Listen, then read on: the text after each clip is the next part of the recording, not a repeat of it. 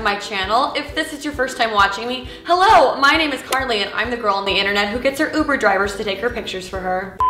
I recently posted a video called How to Look Good in Every Picture with all of my posing tricks on how to take photos for Instagram, and so many of you guys liked that video and asked me to do an updated how I edit my photos for Instagram video, so that's what I'm doing today. Today's video is going to be all about how I edit my photos for Instagram and how I edit my feed for Instagram, so the filters I use, the apps that I use, and I'm just gonna stop right now because you know on a video like this, there's always gonna be a couple of people who feel the need to write, "Who has time for this? Nobody cares." And to that I would just say, clearly do have time for this, my friend, because you're watching this video. You knew what the title of this video was and you clicked anyway, so you kind of care a little bit. Not a lot, baby girl, just a little bit. If you're someone who's excited for this video and you do care a little bit about your Instagram, give the video a thumbs up. Don't forget to subscribe to my channel. I post new videos every single Thursday, and let's get into how I edit my Instagram.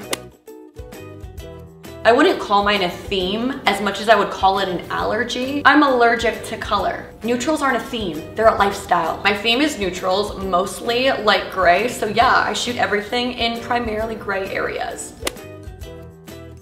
A lot of Instagram editing videos will tell you to shoot your photos with professional lighting, and professional lighting is pretty expensive and can be kind of difficult to work with if you don't know what you're doing because it'll cast shadows everywhere. Shooting your photos all in like a similar kind of natural shaded light makes editing so much easier and so much quicker than if you're shooting your photos in a ton of different light, and that's what's gonna make it really difficult for your photos to match and look great together.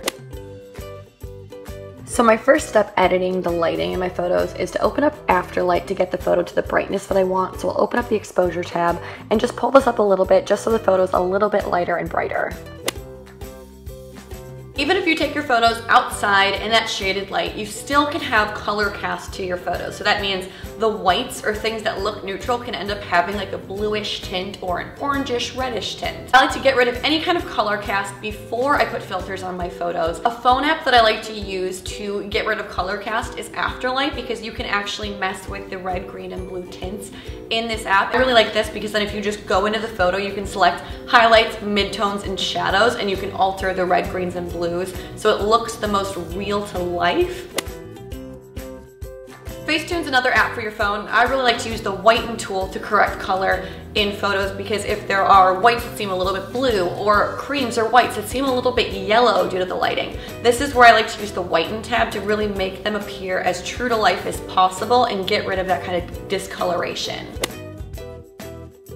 I like to use the details tab in Facetune. This is kind of the same as sharpen on Photoshop if you're used to working with that program. And all this does is really clarify the details in your photos. So if you have something like nails that you want to show off or a purse, I always like to run over it with the details tab in Facetune instead of just sharpening the whole photo, because sometimes it'll make your face or your hair look a little gray and frizzy.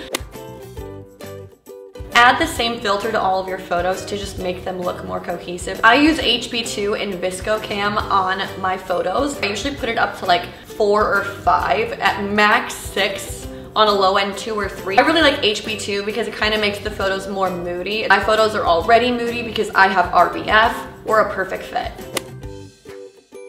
I like to grid my photos out before I post them on Instagram so I can see how everything looks together and see if the photos match together, if the lighting's the same. Don't be the psycho that uploads a photo to Instagram and deletes it 2 minutes later. Just get an app where you can grid your photos out ahead of time and you will save all of that mental stress.